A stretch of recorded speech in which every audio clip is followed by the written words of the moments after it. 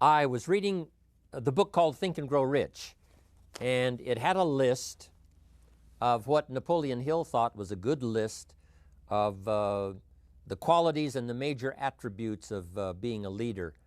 And I thought it was such a good list. I made the list in my own notes, and now the purpose is for me to get my notes into your notes, to get what's in my head into your head, so that it won't stop with you, so that what we share here together today will be passed on, passed on. That's why I do what I do. I do take great pleasure in touching the people that I can see, shake hands with, say hello to, an audience that you can see. But I am also aware of the unseen audience that's being affected by whatever we do. So now I've got a chance to do that.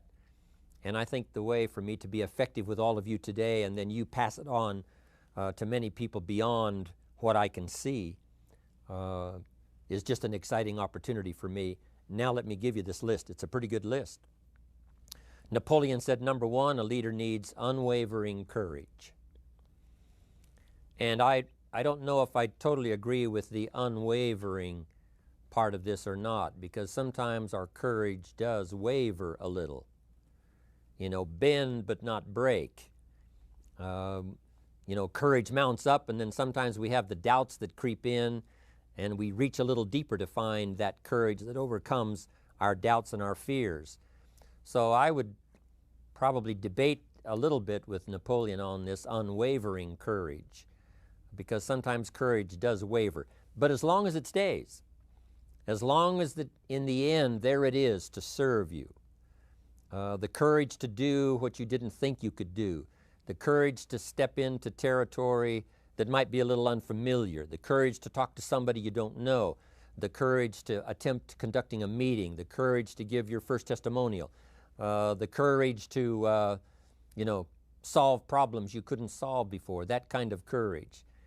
The courage to stand up when it's sort of dark in your corner, the courage to do it when it isn't going your way, seemingly. The courage to try to have a good day in the midst of a bad day, that kind of courage. Wavering a little at times, yes, because we all have doubts that attack us. We all have small fears that creep in. That is the nature of life. But that's what faith is all about. That's what courage is all about, to serve us when our doubts will not serve us well. Faith to overcome fear, and courage to overcome our doubts. But that is a good quality, a good attribute for a leader, and that's unwavering courage. Second, Napoleon said self-control. That, of course, is the very essence of life itself, is self-control.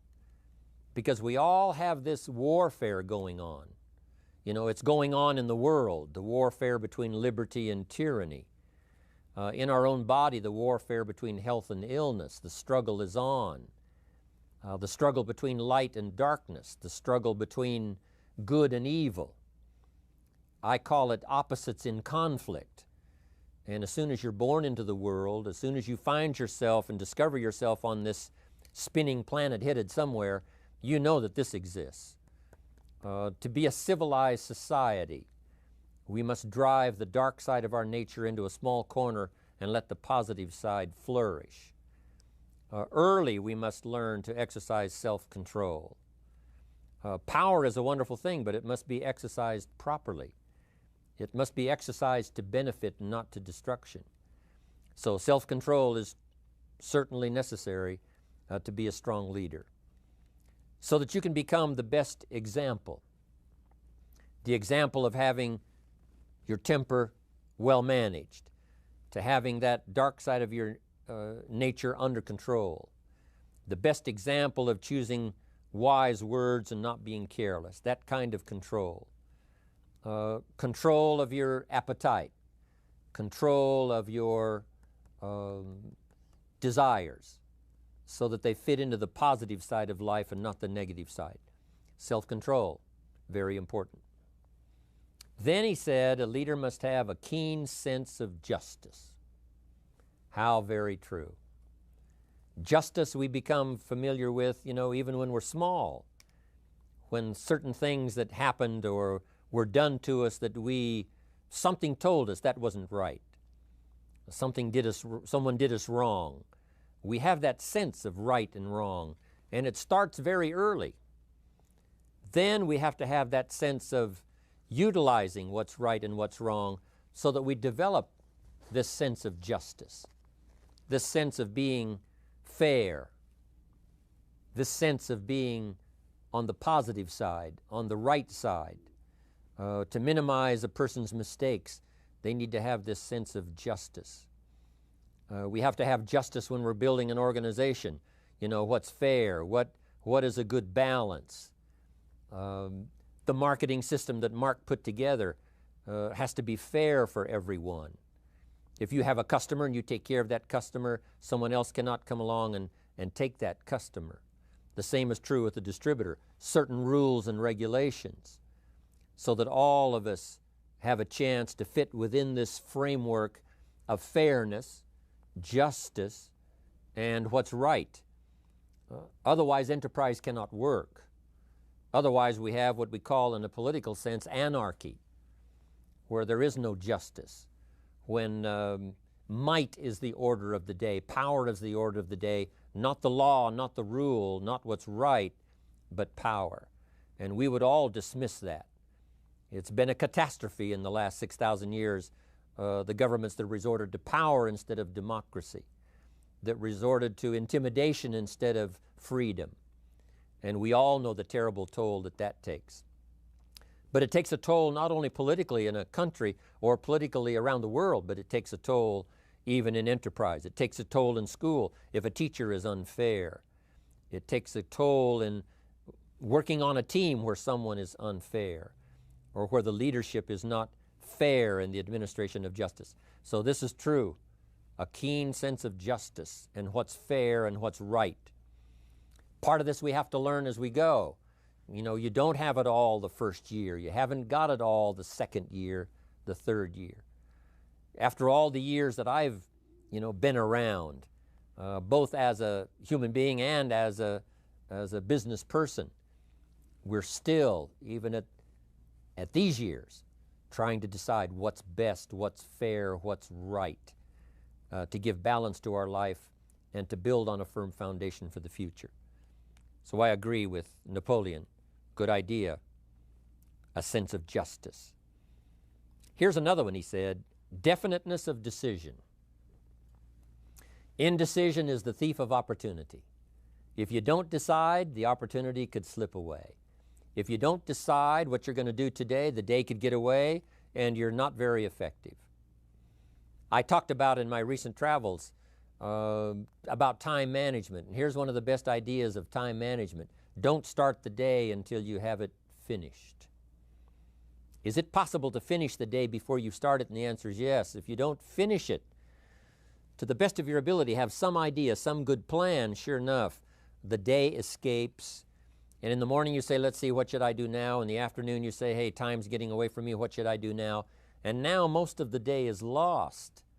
Most of the day escapes not being utilized and doesn't work for you simply because you didn't make those decisions early, at the early part of the day. The decisions we make in the early part of our life sometimes last for a lifetime. The early decisions that you make about what you're going to do with your life as far as Herbalife is concerned, those decisions are vitally important. If you neglect them and don't make them, sure enough, the time passes and the opportunity sometimes is diminished, and sometimes you spend a lot of time now catching up simply because you didn't make those early decisions. So it's the decisions at the first of the day, it's the decisions at the early part of the month, it's the decisions at the early part of the year that greatly determines what kind of year you're going to have.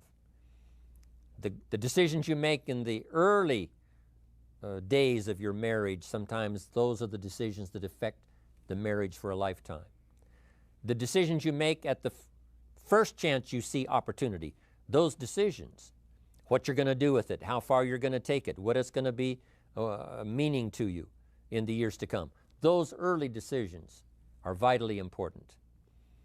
Then we need decisions to correct poor decisions, to overcome our mistakes. It's possible, of course, for all of us to make unwise decisions. And at the end of 1 year, at the end of 1 week, 1 month, or at the end of a few years, we say, that decision cost me too much.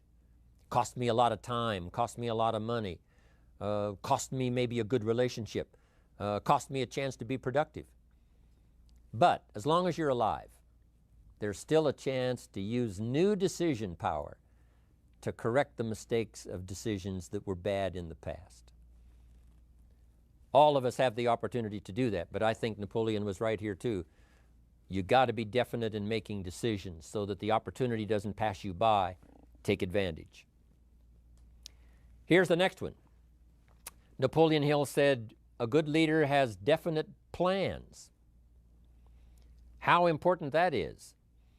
And of all the years, I think, to cash in on Herbalife's momentum and make some plans for the future, this has got to be one of the greatest years.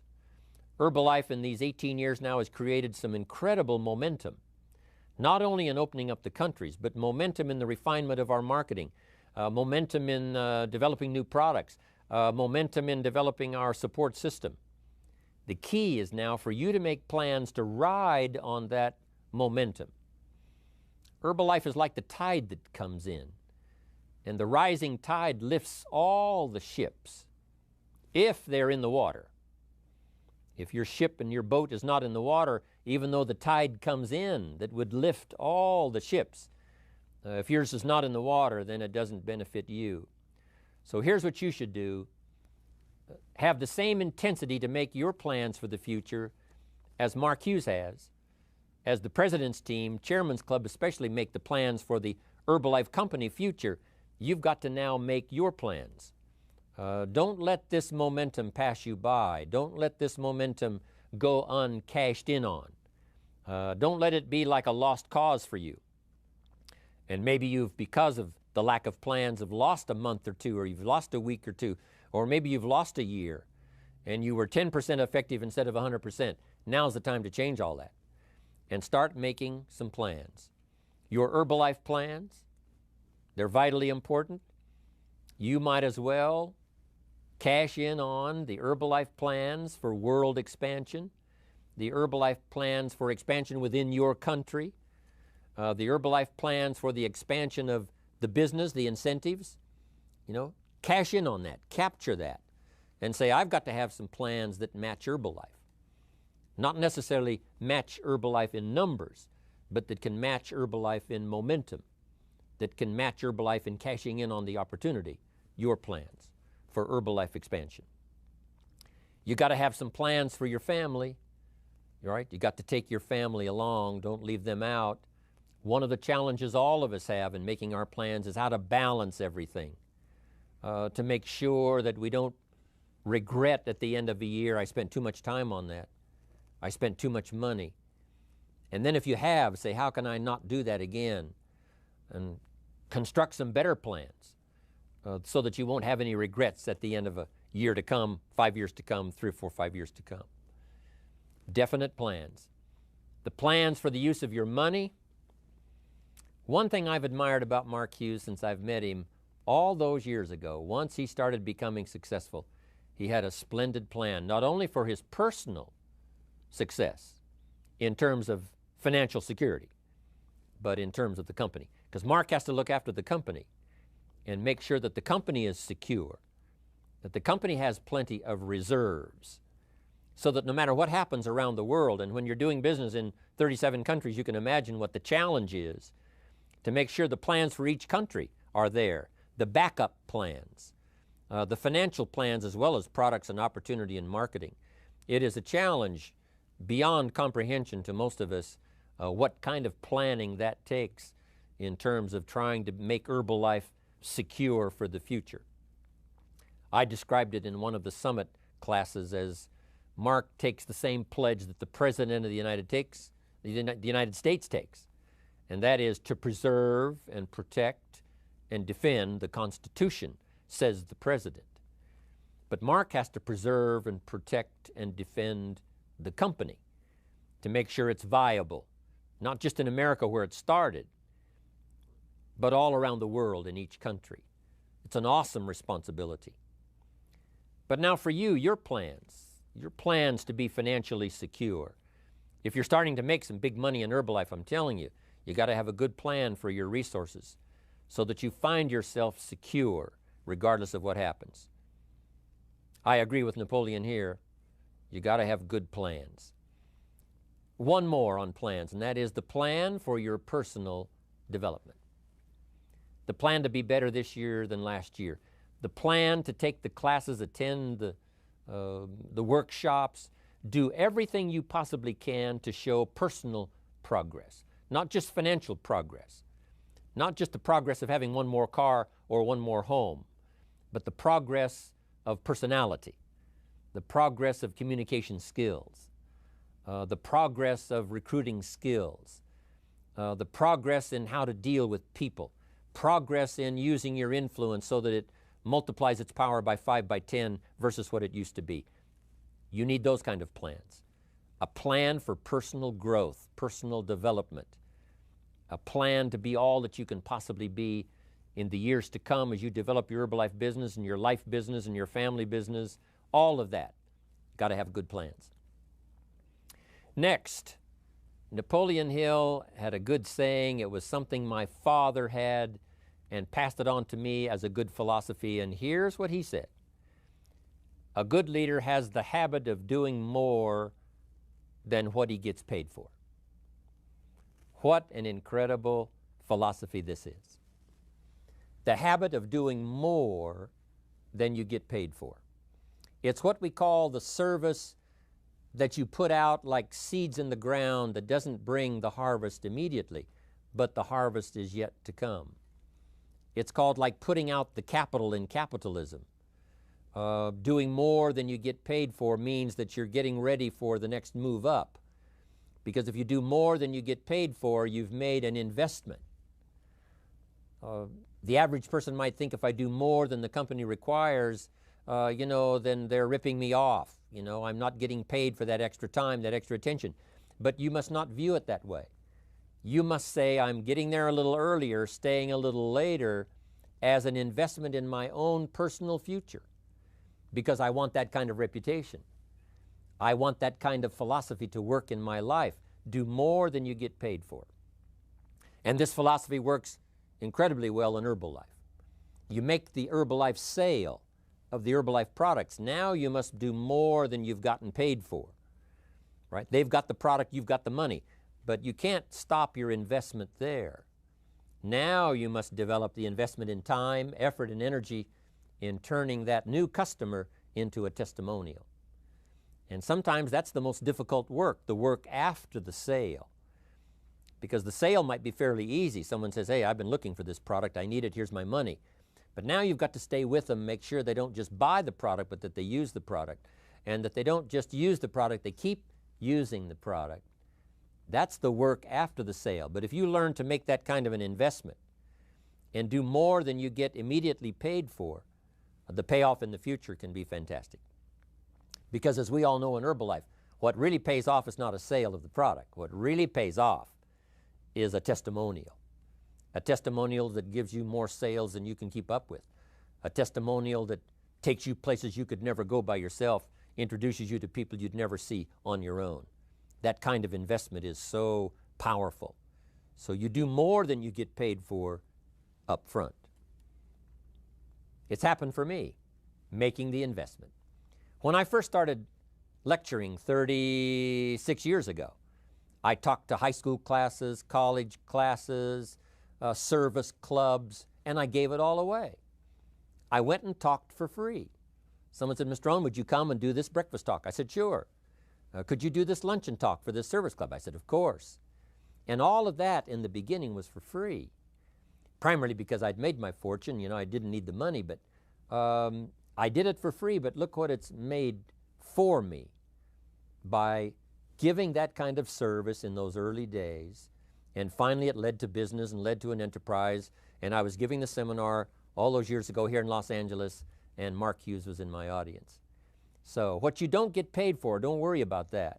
Just render the service with the vision of the future that it'll come back multiplied if you have this kind of habit, this kind of philosophy. Next,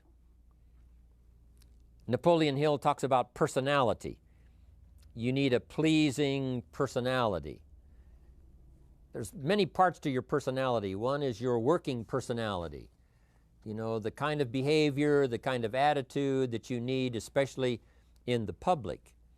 Some things you can kind of get by with being a little careless, maybe in private, but in public, where it counts so much in your paycheck, it counts so much in building your business for the future, your own personality. But here's what you also must remember. You develop your personality in private so that it serves you well in the public. Sometimes we get the mistaken idea, I can be careless with just these few and be more careful when I have 1,000. But see, that doesn't work that way. Careless with a few, sure enough, that will creep into your presentation for 1,000 people. Here's the best practice, and the Herbalife opportunity in our marketing systems gives you the best chance to do that. The influence you have one-on-one, that's what really counts. You say, well, I'm only talking to 2 people, it doesn't matter much. That's when it really matters. Because if you'll practice well there, using your personality, using your influence, to get someone's attention, to get them to listen, to get them to participate, the kind of personality that someone says, I'd like to be around this person. They're unusual. They're not like the average person I meet on my everyday experience. That kind of personality. But you've got to practice it behind the scenes. You've got to practice it one-on-one. And if you're effective one-on-one, 1-on-3, 1-on-5, I promise you, that will get you ready to now perform with the kind of personality, the kind of charisma that wins people when you're in front of 500 people, 1,000 people, 5,000. So this is a good point, working on your personality. Here's the best gift you can give someone, and that's the gift of attention. Attention is so powerful. When I was a young man, I met Nelson Rockefeller, one of the richest men in America at that time. He's gone now, but he was a unique individual, ran for vice president of the United States. And I had a chance to be where he was holding a press conference. And I got close enough so that when he walked out, I had a chance to step up, right, when security was not all that severe in those days. And I had a chance to put out my hand, shake his hand, and say, Mr. Rockefeller, my name is Jim Rohn. And what I remember most was the attention he gave me. With the lights of the cameras around and everybody all around, he looked right at me and said, Jim Rohn, where are you from? I said, Idaho. He said, I really like Idaho. It's one of my favorite states in all of the country. And for just a few seconds, he gave me his attention, shook my hand. I'll never forget the handshake, right? One of those multi-million-dollar handshakes. But I'll never forget that personal attention he gave me, just for a few seconds. It was powerful. Made an impression on me that's lasted until this day. That's why I remember to tell the story. So, same thing you can learn to do. Utilize your personality, utilize your influence, give people the gift of attention. Here's the rest of my list now as we finish up. Next, Napoleon Hill said a leader needs sympathy and understanding. We have to develop that early in our lives. All of our lives, we have to look at those that are less fortunate than we are, those who need a helping hand, and especially now we learn to look at those who need an opportunity, those who need a change in their health, those who need a change in their life and in their lifestyle. It's this kind of sympathy and understanding that drove Mark Hughes to construct the company. It took that kind of understanding, that kind of sympathy, that kind of deep emotional feeling. Then Mark understood what it meant to be poor. He understood what it meant not to have. He understood what it meant to be short on finances, on resources. He understood what it meant to lack, a full formal education. He knew all of those lacks. And instead of crying about it, he said, what I will do is change it for myself, and then I'll help other people that have the same challenge. Lack of education, lack of the money, lack of the resources, lack of good health, faced with all kinds of difficulties they can't solve. I'll get mine solved, and then I'll be strong enough and have the skills to where I can help other people. That kind of leadership quality is so powerful. That kind of understanding. Here's the next one. A leader must have, Napoleon said, a mastery of the details. How very true. All can be lost with just a couple of missing details. On the trip to the moon, everything has to work, right? There's several thousand moving parts. There's several thousand pieces to the project of getting to the moon and coming back, and all of them have to work. You can't have 10% of them working, 90% or 80%. They've all got to work. And then there's the backup systems for something if something goes wrong to back it up. That kind of mastery of detail is so vitally important. But here's what else to remember as far as Herbalife is concerned. The drama is in the details. Someone says, you know, I lost 30 pounds. Well, 30 pounds is 30 pounds, but that's not the drama. The drama is, where were you before you found Herbalife? How did you feel? What kind of circumstances? Now someone begins to give us some of the details. And then after they've lost the weight, now how they feel. Now their self-confidence has been restored. Now they feel better about themselves. The drama is in the details. But this is also important in the details of your day, the details of your business, the details of good communication. Master the details. Good advice, Napoleon Hill. Now here's the next three. Willingness to assume full responsibility. All of us have been taught that, especially these Herbalife years, to take full 100% responsibility. Mark Hughes says, what happened to me might not have been my responsibility, but what I do about it is my full responsibility. I've had some people did me wrong. In his first couple of business experiences, he was done wrong. Some people ran off with the money. He was left holding the bag. But he said, that's what happened. And I was not responsible for what happened, but I am responsible for saying to myself, now, what am I going to do about what's happened? If a hailstorm destroys the farmer's crop, he wasn't responsible for that.